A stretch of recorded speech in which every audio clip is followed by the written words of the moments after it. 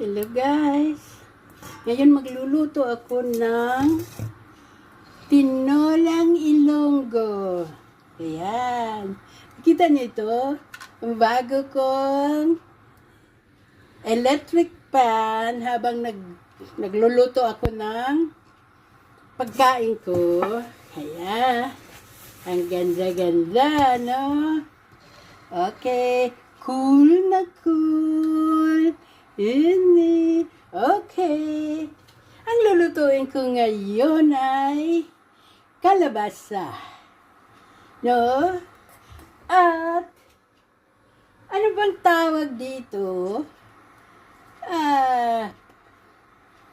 Kalubay para sa amin sa mga Ilonggo. Kalubay pero mga maliliit.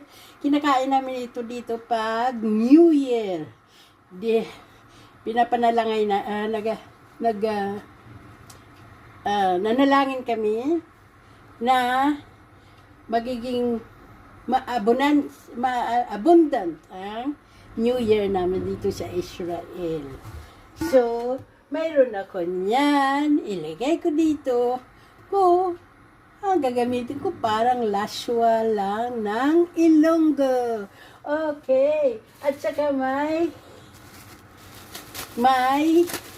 ang tawag dito, latoy sa amin sa Ilonggo. Beans. Kinakain din namin ito sa pag New Year dito. Kaya, nung nakaraan, New Year dito, nung 2022 o 23. Tapos, nung 25, nag-birthday ako. Kaya nga, na may istorya dito, nung una kong dumating dito sa Israel, ang birthday ko, talagang New Year. Kaya, naghanda yung amo ko. Akala ko birthday ko, kasi hindi ko naman sila maintindihan, Hebrew eh. Akala ko birthday ko. So, nag-greet sila. Sabi nila, Happy New Year.